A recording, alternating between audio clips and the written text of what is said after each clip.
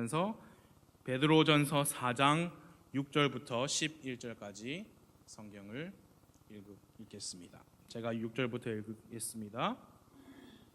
이런 까닭에 죽어있는 자들에게도 복음이 선포되었나니 이것은 그들이 육신으로는 사람들을 따라 심판을 받으나 영으로는 하나님을 따라 살게 하려 함이라. 오직 모든 것의 끝이 가까이 왔으니 그러므로 너희는 정신을 차리고 깨어 기도하라. 무엇보다도 너희끼리 뜨거운 사랑을 품으라. 사랑은 허다한 죄를 덮으리라. 불평 없이 서로 대접하라. 각 사람이 선물을 받은 대로 하나님의 여러 가지 은혜를 맡은 선한 청지기로서 서로 그 선물을 써서 섬기라. 누구든지 말하려거든 하나님의 말씀들을 말하는 것 같이 하고, 누구든지 섬기려거든 하나님께서 주시는 능력으로 하는 것 같이 그 일을 하라. 이것은 모든 일에서 예수 그리스도를 통해 하나님께서 영광을 받게 하려 함이니 그분께 찬양과 통치가 영원 무궁토록 있기를 원하노라. 아멘. 자리에 앉아 주십시오. 지난 주일 오후 예배에 제가 말씀을 선포하면서 우리는 성도인 것과 성도는 분리된 삶을 살아야 한다고 말씀을 드렸습니다. 구원받은 그리스도인은 거룩한 무리로서 이 세상에 동화되지 말고 하나님을 향하여 그 마음과 그 행동이 거룩히 구별된 삶을 살아야 한다고 우리가 말씀을 보았습니다. 우리 연약한 인간이 이 세상에서 그런 거룩히 구별된 분리된 삶을 살 수 있는 것은 우리에게 능력을 주시는 예수님 때문입니다. 우리가 분리된 삶을 살 수 있는 것은 예수님 때문이에요. 우리가 구원받은 후로 성장하고 성숙할 수 있는 이유는 바로 예수님께서 주시는 은혜와 능력 때문입니다. 우리가 우리의 구원을 자랑할 수 없지요. 행위로 된 것이 아닙니다. 이것은 그 누구도 자랑하지 못하게 하려 함입니다. 그것처럼 우리의 구원받은 후에 영적인 성장과 성화의 과정도 우리 스스로 자랑할 수 없습니다. 에베소서 2장 10절을 우리 함께 찾아보겠습니다. 에베소서 2장 10절입니다.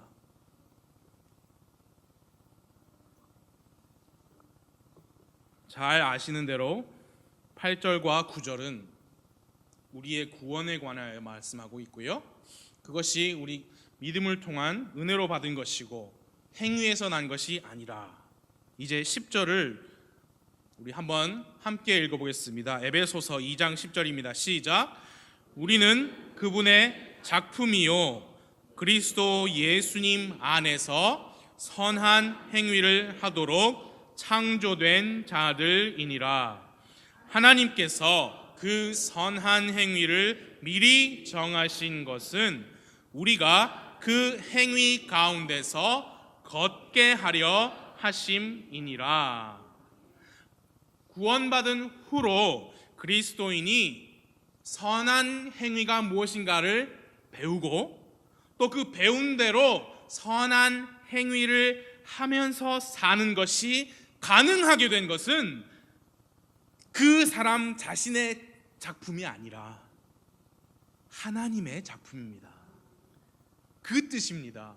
우리 가운데 어느 누구도 우리의 삶을 돌아보면서 참 그때는 내가 참 잘했어, 그치? 그렇게 자랑할 수 있는 사람이 없습니다. 우리가 어떻게 제대로 배우고 말씀대로 배우고 말씀대로 믿고 사는 삶이 내 삶을 보니까 꼭 예수님 같아 라고 말할 수 있는 사람이 없습니다. 우리는요, 그리스도 예수님 안에서 선한 행위를 하도록 창조된 사람들이라고 말씀했습니다. 하나님의 모든 창조물이 하나님의 뜻 안에서 각각 그 목적을 가지고 창조되었는데요, 우리는 선한 행위를 하도록 창조되었습니다. 사람이요. 그래서 아담도 선한 행위를 잘 했습니다. 그러다가 아담이 범죄하고 그 죄가 세상에 들어와서 이 땅이 저주를 받았고 사람들은 죄인이 되었습니다. 원래부터는 선한 행위를 하도록 창조된 하나님의 작품인데 그 본래의 기능을 죄로 말미암아 상실하게 된 겁니다.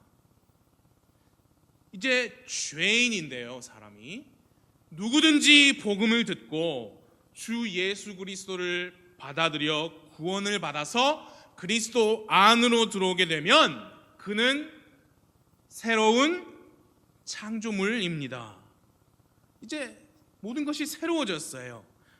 그래서 처음에 하나님께서 인간을 창조하셨을 때 의도하셨던 선한 행위를 할 수 있게 된 새로운 창조물이 된 겁니다.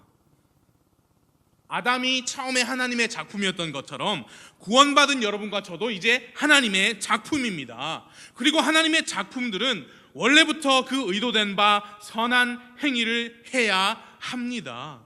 그래서 구원받은 여러분과 제가 선한 행위 가운데에서 걷게 된 것은, 다시 말해 우리의 행위들이 조금씩 하나님의 뜻으로 변화되고 선한 행위를 할 수 있게 된 것은 우리가 잘나서가 아니라 하나님께서 아까 10절 말씀에 미리 정하셨기 때문입니다. 그러므로 우리 삶에서 무엇이든지 하나님의 영광이 될 만한 것이 있다면 우리는 그것이 하나님의 은혜다, 하나님께서 나의 삶을 통해서 영광을 받으시다니 이건 하나님의 은혜다, 하나님이 나를 작품으로 사용해 주시는구나, 그렇게 알고 하나님께 감사를 드려야 합니다. 그 모든 것이 우리의 구원, 그리고 구원받은 후에 영적인 성장, 성화, 선한 행위, 그 모든 것이 예수 그리스도께서 우리를 위하여 고난을 당하시고 죄 없는 피로 우리를 구속해 주셨기에 가능하게 되었습니다. 이제 베드로전서 4장을 펴주십시오. 4장 1절을 봐주시기 바랍니다. 그러므로 그리스도께서 우리를 위해 육체 안에서 고난을 당하셨은즉 그와 같이 너희도 같은 생각으로 무장하라. 육체 안에서 고난을 당한 자는 이미 죄를 그쳤나니 그런즉 그는 육체 안에서 남은 때를 더 이상 사람들의 정욕에 따라 살지 아니하고 오직 하나님의 뜻에 따라 살아야 하리라. 우리의 구원받은 후의 성장, 성화, 선한 행위, 이 모든 것이 예수 그리스도께서 고난을 당하시고 죄 없으신 피를 흘리시고 죽으시고 부활하셨기에 가능하게 되었습니다. 그러므로 그리스도께서 육체 안에서 우리를 위해 고난을 당하셨으니까 1절 말씀에 그와 같이 너희도 같은 생각으로 무장하라. 이것은요, 우리가 우리 자신을 예수님과 동일시하는 것입니다.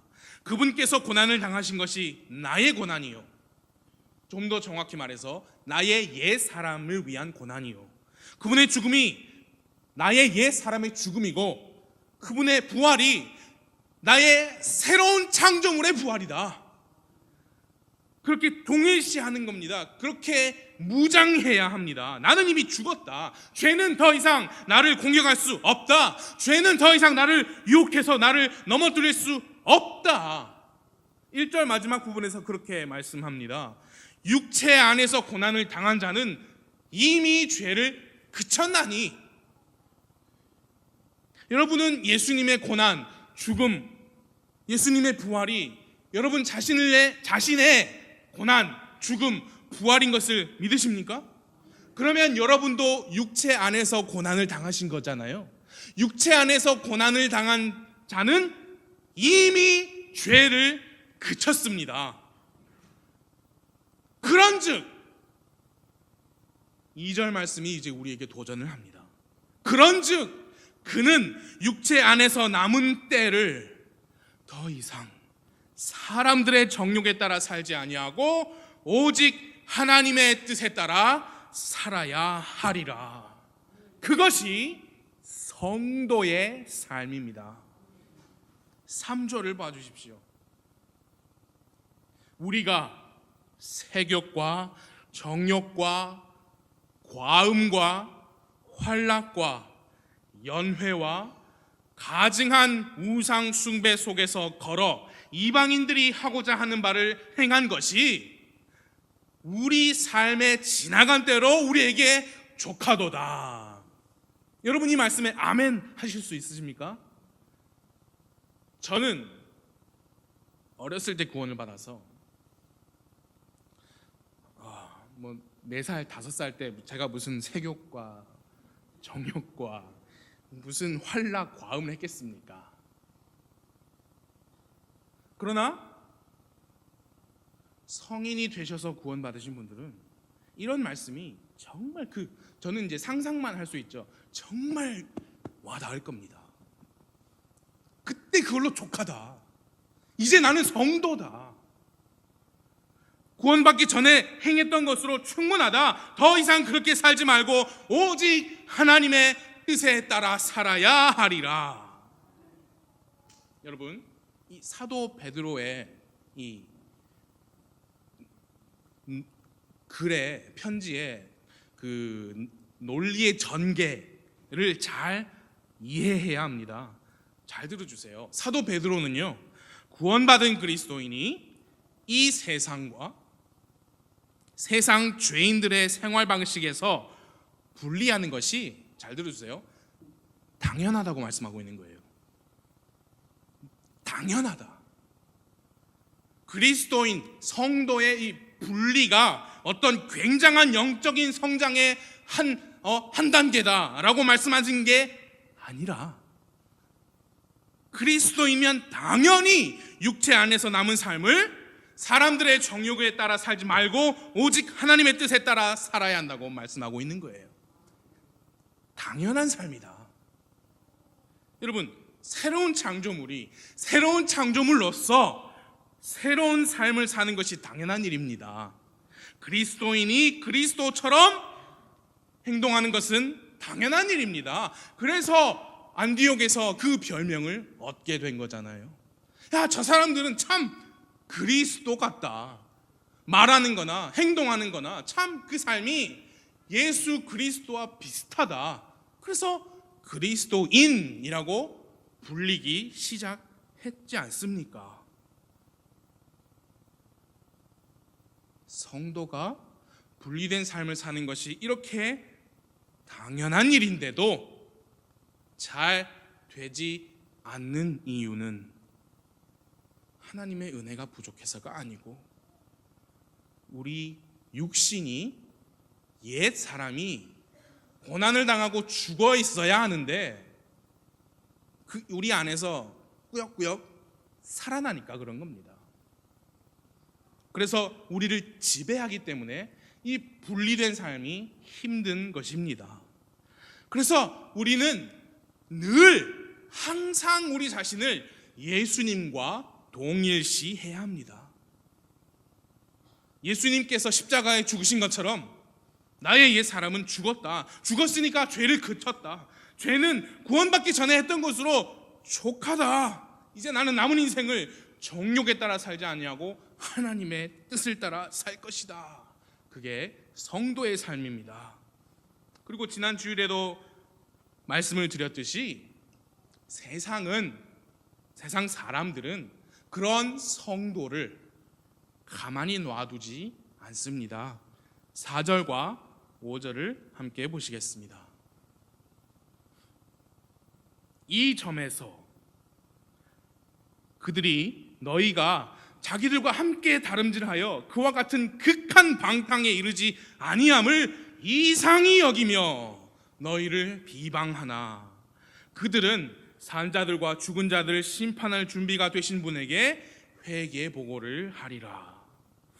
여러분과 제가 성도의 삶을 살 때 세상은 우리를 보면서 이상히 여길 겁니다. 아니 이 좋은 것을 왜 안 마셔? 아니 이렇게 좋은 걸 왜 안 해? 이렇게 재밌는 거를 이해가 안 가네. 목사님하고 천주교 사제가 비행기에서 같이 옆자리에 앉았습니다. 비행기에서 특별히 비즈니스 클래스 같은 데 타면 좀 고급 음료를 이제 세상 사람들 기준에서 고급 음료이지요. 술 달라면 줘요.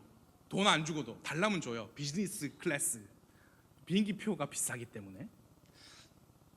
그 천주교 사제가 승무원을 불러서 이름도 우리는 잘 모를 어려운 프랑스 말로 된 와인을 딱 달라고 그랬어요. 그래서 와인 글래스를 쫙 받으면서 홀짝홀짝 하는 거예요. 그러면서 옆에 목사에게 한잔 하겠습니까? 그래서 그 목사님이 저는 믿음에 따라 음주는 안 합니다. 그랬더니 그 사제가 이렇게 말했습니다. 술이 이렇게 좋은 것을 그럼 평생 모른단 말이오? 너무 안타깝습니다.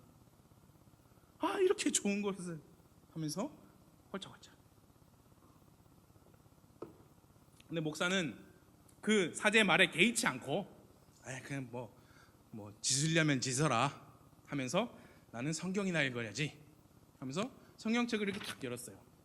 그랬는데 여기 안에 꽂아둔 사랑하는 아내의 사진이 이렇게 탁 열면서 탁 떨어진 거예요. 근데 그 천주교 사제 무릎 위로 딱 떨어진 겁니다. 그래서 이거 홀짝홀짝 하다가 아이고 이게 뭐야? 그러면서 이제 자기 게 아니니까 주워줘야 되는데 그러니까 그 아내가 너무 아름다우신 거예요. 그래서 그 목사님한테 그 아내분이 상당한 미인이시네요. 그러니까 그 목사님이 이렇게 말했다고 합니다. 이렇게 좋은 것을 평생 모르고 사시다니 참으로 안타깝습니다. 참 좋은데 어떻게 좋을지 말해줄 수도 없고 19금이었습니다. 세상은 성도의 삶을 이상히 여깁니다. 그리고 더 나아가서 비방합니다. 그게 성도의 삶의 대가입니다. 근데 종종 그 대가는 고난으로 연결됩니다. 부당한 대우로 연결되고 인신공격, 무시, 인격 모독, 왕따 그런 것으로 연결됩니다. 그러나 성도라면 괜찮습니다.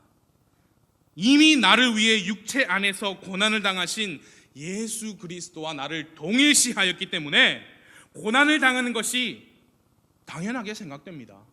고난 뒤에는 승리가 있음을 알기에 그것을 견딜 수 있습니다. 그 고난을 통과한 후에는 더욱더 강하게 단련된 성도가 될 것을 알기에 고난을 당해도 기뻐할 수 있습니다. 감사할 수 있습니다.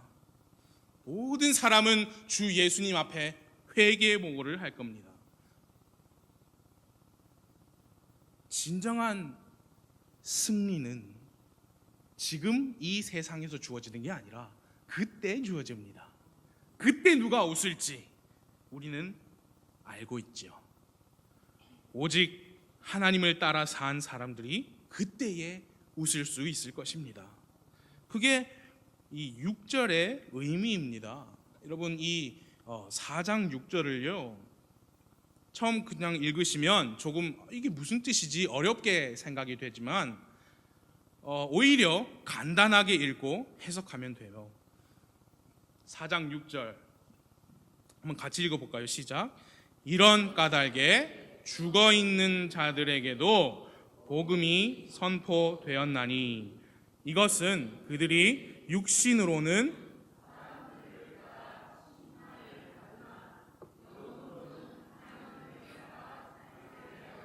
함이라.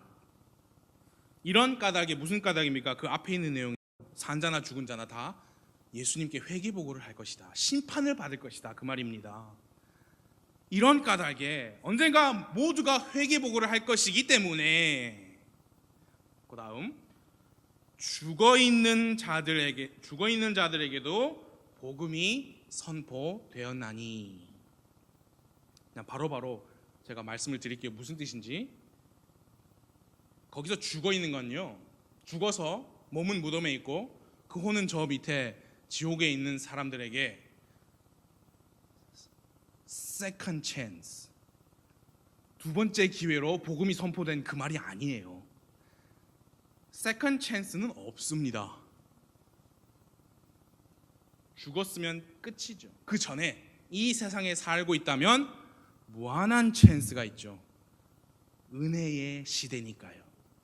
그러나 믿지 않고 목숨을 잃으면 그 후에 second chance, 두 번째 기회는 없습니다.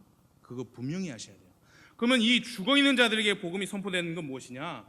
영적으로 죽어있는 자들에게, 불신자들에게 너 복음이 선포되었나니, 그 뜻입니다. 그 불신자들이 어떻게 제가 그렇게 확신할 수 있느냐? 그 앞에 이방인, 그리고 너희를 이상히 여기고 비방하는 그 사람들, 이 죽어있는 자들, 영적으로 죽어있는 자들에게 복음이 선포되었나니. 이제 6절에 그 다음에 이것은 그들이 육신으로는 사람을 따라 심판을 받으나. 이게 무슨 뜻이냐면요, 이제 그 영적으로 죽어있는 불신자들이 복음을 선포됐잖아요. 그래서 복음을 받아들이고 믿으면 구원받은 사람으로서 성도의 삶을 살잖아요. 성도의 삶을 살면 세상으로부터 이상히 여김 당하고 비방을 받고, 그 말입니다. 육신으로는 사람들을 따라 심판을 받으나, 사람들이 판단한다 그 말이에요.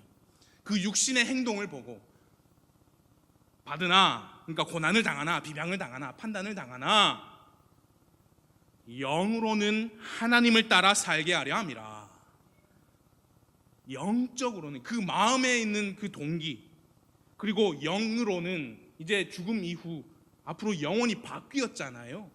그래서 그 사람의 복음을 듣고 죄인이 구원받았는데 그 사람의 행동 때문에 이 세상에서 판단을 받지만 그 속은 하나님을 따라 살게 하려 함이라. 그 뜻입니다. 이제 7절부터 11절까지 그러면 이 성도들이 어떻게 살아야 하는가의 말씀이 나오는데요.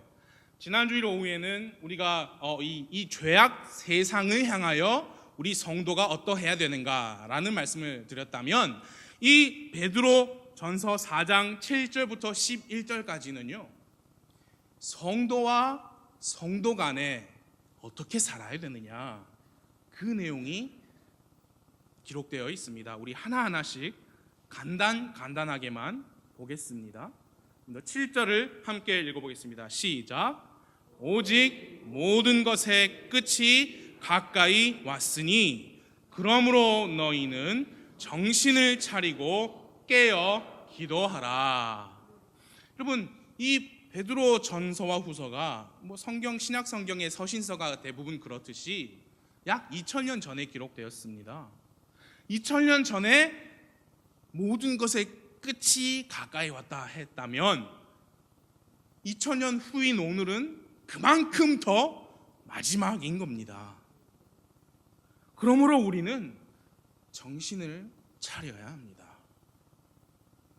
정욕에 따라 살지 말고 하나님의 뜻에 따라 살아야 합니다. 눈앞에 일어나는 일들을 분별하면서 살아야 합니다. 눈에 보이는 것에만 우리 정신을 빼앗기지 말고 눈에 보이지 않는 영원한 것들에 주의를 기울이면서 살아야 합니다. 그게 마지막 때여서 그렇습니다. 오늘 여러분, 오늘같이 춥고 바람 부는 이런 날씨에도 다 수고하셨잖아요. 노동하시고 피곤한데 그럼에도 불구하고 이 저녁에 하나님의 집에 모이신 것은 정신을 차리고 깨어서 기도하는 마음이 있으시니까 그렇게 하신 거예요. 이상히 여깁니다. 아니, 오늘같이 추운 날, 특별히 이런 히터가 나오는 실내도 오늘같이 추운데 실외에서 일하시는 분들은 정말 하루 일과 마치고 사우나 가서 한두 시간 몸 푸시고 그렇게 하시고 싶으시잖아요. 그럼에도 불구하고 이렇게 모이신 것은 눈에 보이는 것뿐만이 아니라 눈에 보이지 않는 것에 주의를 기울이고 있다는 겁니다. 마지막 때여서 그렇습니다. 정신을 차리고 깨어 기도하라. 8절 봐주십시오. 무엇보다도 너희끼리, 그러니까 성도와 성도끼리 뜨거운 사랑을 품으라. 사랑은 허다한 죄를 덮으리라. 8절에서 사랑이라고 했는데요, 여러분 보시지만 굵은 글씨체로 되어 있습니다. 그것은 여러분 잘 아시는 영어 단어 love가 아닌 다른 사랑이다 라는 것을 강조하기 위함입니다. love라는 것은 사랑하는 감정이에요. 그러나 여기에서 사용된 charity라는 것은 그 감정이 행동으로 나오는 사랑입니다. 성도끼리 뜨거운 사랑을 품어야 합니다. 말만이 아니라 행동으로 보여주는 그런 사랑이에요. 그리고 이 구절에서 뭐라고 했냐면 사랑은 허다한 죄를 덮으리라 그랬는데요, 이 말의 의미가 성도가 죄를 저질렀는데도 그것을 은폐, 엄폐, 그냥 눈 감아주고 그 의미는 아닙니다. 우리 그리스도인들이 여전히 죄를 짓지요. 그리고 어떨 때는 죄 많이 줄이고 잘 거룩히 살지만 또 어떨 때는 또 넘어지고 실족하고 죄를 많이 범할 때도 있습니다. 사랑은 허다한 죄를 덮는다는 말씀의 의미는 성도끼리 우리 볼 때 죄가 많다고 비방하고 손가락질하고 판단하지 말고 뜨거운 사랑으로 격려해주고 보듬어주고 권면하고 위로해주는 그 의미입니다. 사랑은 허다한 죄를 덮으리라, 그런 의미이지 봐도 못 본 척 아니면은 확 덮어주고 그런 덮는 의미는 아닙니다. 우리 교회 안에서 한 지체가 죄에 빠져 있을 때 우리는 그분을 향해서 뜨거운 사랑을 품어야 합니다. 죄에 빠진 분을 볼 때 이런 태도를 가지는 게 아니고 오히려 그 반대로 뜨거운 사랑을 품어주어야 합니다. 여러분, 잘못한 사람을 향해서 손가락질하고 비난하는 것은 성도나 불신자나 다 할 수 있는 일입니다. 성도는 세상과 다릅니다. 성도는 더 가까이 다가가서 안아주고 위로해주고 말씀으로 권면하고 격려해주는 게 성도의 삶입니다. 그 다음 4장 9절이에요. 불평 없이 서로 대접하라. 여기서 불평이라고 번역된 이 단어는 grudging이라는 단어인데요, 그 그리스어의 뜻은 수군수군거리다. 여러분, 사도행전 6장인가요? 예루살렘 교회가 엄청 커졌잖아요. 그래서 서로 땅도 팔아서 내놓고 집도 팔아서 내놓고 음식을 공유하는데, 너무 갑자기 짧은 시간에 성도의 수가 너무 늘어나니까 그 식사를 다 나눠주는 일이, 사람이 하는 일이 다 그렇죠. 그게 의도하지 않아도 어떤 분은 배급해서 왜 우리는 음식을 안 주냐, 그리스 말 하는 사람들이 그 자기, 그러니까 같은 나라 출신 과부들이 배급에서 빠진다고 수군수군 거렸다 했잖아요. 그 똑같은 말입니다. 불평 없이 서로 대접하라. 여기서 가장 중요한 단어가 서로예요. 서로. 생각해 보십시오. 어떤 사람은 대접을 받기만 하고 아무것도 안 해. 대접 받기만 해. 어떤 사람은 계속 대접하기만 해. 누가 하나 대접해 주는 사람이 없이 자기만 계속 대접을 하고 있으면 불평하게 됩니다. 그래서 서로 대접해야 돼요. 그리고 대접하면서 불평을 가지고 대접하면 안 하느니만 못하다. 성도는 서로 대접하고요, 그것을 기쁨으로 하는 게 성도의 삶입니다. 그 다음 10절, 4장 10절. 각 사람이 선물을 받은 대로 하나님의 여러 가지 은혜를 맡은 선한 청지기로서 서로 그 선물을 써서 섬기라. 여기서 성도는 청지기라고 했습니다. 하나님께서 은혜로 주신 선물을 맡은 청지기입니다. 청지기는 맡은 걸 잘 관리해야 되고요, 그리고 그 맡은 것을 그 용도의 올바른 용도로 잘 사용해야 합니다. 우리가 하나님께 받은 달란트를 어디에다 무슨 용도로 써야 하느냐? 서로 섬기는 일에 써야 합니다. 우리 성경을 찾아보겠습니다. 로마서 12장 6절에서 8절을 함께 찾아보겠습니다.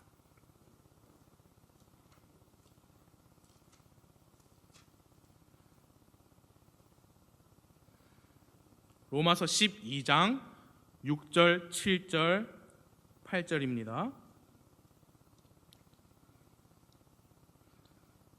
같이 읽어보겠습니다. 시작. 그런즉 우리에게 주신 은혜에 따라 우리가 다른 선물들을 가지고 있으니, 대언이면 우리가 믿음의 분량대로 대언하고, 혹은 사역이면 우리가 우리의 사역하는 일로 섬기며, 가르치는 자는 가르치는 일로 섬기고, 권면하는 자는 권면하는 일로 섬기며, 주는 자는 단순함으로 그 일을 하고, 다스리는 자는 부지런함으로, 긍휼을 베푸는 자는 즐거움으로 할 것이니라. 이게 하나님께서 각 사람에게 주신 선물인데요, 주의해야 할 것은 6절 말씀에 그 선물들 중에 대언의 선물이 기록되어 있는데, 이 로마서가 기록될 당시에는 대언의 선물이 주어졌습니다. 다른 성경, 신약 성경에 혹은 대언하는 일로, 혹은 가르치는 일로 선물을 주셨다 그랬는데, 대언하는 일은 이 성경이 기록될 당시에는 교회 안에 대언자고 있었고요, 대언하는 선물이 주어졌지만, 지금은 아닙니다. 대언은 하나님께 말씀을 직접 받아서 하나님을 대신해서 하나님의 사람들에게 하나님의 말씀을 선포하는 것을 대언이라고 하는데요. 이제 그 대언의 말씀들이 완전히 끝마쳐졌기 때문에 더 이상의 직접 하나님께서 주시는 대언은 없습니다. 그래서 더러는 사도로, 더러는 복음 전도자로 그랬잖아요. 사도도 그때 당시에는 교회에 사도가 있었습니다. 그렇죠. 그러나 지금은 없습니다. 그렇지만 그 뒤에 것, 사역이면 사역하는 일로 섬기며, 이게 다 섬기고 일하는 걸로 주신 선물이에요. 그걸 가지고 뽐내고 자랑하고 아니면 교회 안에서 섬기는 게 아니라 다른 데 가서 그것을 이용해서 뭐 돈을 번다든지 내 명예를 높인다든지 그런 용도로 주신 선물이 아니라 서로 그 선물을 써서 서로 섬기라고 주신 선물을 우리가 잘해야 선한 청직이잖아요. 예. 어떤 분은 가르치는 일로, 어떤 분은 권면하는 일로, 어떤 분은 주는 일, 준다는 말은 물질을 주는 거예요. 단순함으로. 어떤 분은 다스리는 일로, 어떤 분은 긍휼을 베푸는 일로 서로 섬기는 게 성도의 삶입니다. 이제 다시 본문으로 돌아가서 11절 마지막 절입니다. 베드로전서 4장 11절 누구든지 말하려거든 하나님의 말씀들을 말하는 것 같이 하고 누구든지 섬기려거든 하나님께서 주시는 능력으로 하는 것 같이 그 일을 하라. 지난 주일 오후에 제가 성도 한자를 풀이를 해드렸습니다. 기억나시죠? 우리가 듣는 것이, 말하는 것이, 우리의 걸음걸이, 그것은 우리의 삶이에요. 그 모든 것이 하나님을 향하여 거룩하고 또는 하나님, 하늘에 계신 하나님처럼 거룩해야 합니다. 그것이 성도입니다. 그게 11절 말씀 아닌가요? 그렇죠. 저는 그렇게 생각되는데요. 말하려거든 하나님의 말씀들을 말하는 것 같이, 섬기려거든 하나님께서 주시는 능력으로 하는 것 같이 섬기는 것이 성도의 삶이다. 성도의 삶. 이제 11절 후반부에 이것은, 거기 보이시죠? 거기 함께 읽어보겠습니다. 시작. 이것은 모든 일에서 예수 그리스도를 통해 하나님께서 영광을 받게 하려 함이니 그분께 찬양과 통치가 영원 무궁토록 있기를 원하노라. 아멘. 성도는 예수 그리스도를 통해 다시 태어난 자입니다. 성도는 이제 세상과 분리된 삶을 삽니다. 더 나아가서 같은 믿음을 가진 다른 성도님들을 향해서도 오늘 같이 보신 말씀처럼 거룩하고 선하게 행동합니다. 그렇게 할 때 모든 일에서 예수 그리스도를 통해 하나님께서 영광을 받으신다. 그래서 성도의 삶은 하나님의 영광입니다. 아까 에베소서 2장 10절 말씀 기억나시죠? 우리는 하나님의 작품입니다. 선한 행위를 하도록 창조된 하나님의 작품입니다. 죄인이었던 우리가 다시 새로운 창조물이 된 것은 예수 그리스도의 피로 인함이고, 그렇게 그리스도 안에서 새로운 창조물로서 하나님께서 미리 정하신 선한 행위를 하면서 살 때, 다시 말해서 하나님께서 미리 정하신 그 하나님의 작품에 창조된 목적대로 우리가 행동할 때 모든 영광은 하나님께서 받으십니다. 모든 영광은 하나님께서 받으십니다. 그러면 반대로 우리가 우리 육신 때문에 성도의 삶을 잘 살지 못할 때 하나님의 영광이 가려지게 되는 겁니다. 그래서 우리는 늘 우리 자신을 예수님과 동일시하고 성도로서의 합당한 삶이 무엇인지 늘 말씀 보면서 깨어 있어야 합니다. 이게 성도의 삶이구나. 하나님 도와주세요. 주 성령님 나를 인도해 주세요. 그래야 하나님께서 영광을 받으십니다. 마지막 때입니다. 마지막 때일수록 우리는 성도의 본분을 잊지 말아야 합니다. 점점 어두워져 가는 이 세상에서, 점점 악해져 가는 이 세상에서 성도가 아니면 누가 하나님의 거룩하심을 보여줄 수 있습니까? 그렇지 않습니까? 불신자들이, 우리도 마찬가지예요. 우리 눈으로 하나님 안 보입니다. 그럼 불신자들에게 누군가는 하나님이 이렇게 거룩하시다, 하나님께서 이렇게 선하시다, 하나님의 은혜가 이렇게 풍성하다, 하나님의 능력이 이렇게 강하시다라는 것을 보여줘야 되는데, 여러분과 저 성도들이 그렇게 하지 않으면 누가 보여줍니까? 마지막 때입니다. 이 마지막 때에 누가 하나님의 은혜를 전할 수 있고 누가 하나님의 빛을 비출 수 있습니까? 바로 여러분과 저예요. 여러분과 저입니다. 잊지 마시기 바라시고, 이 생각으로 아까 1절 말씀처럼 무장하시기 바랍니다. 무장하시기 바랍니다. 기도하겠습니다.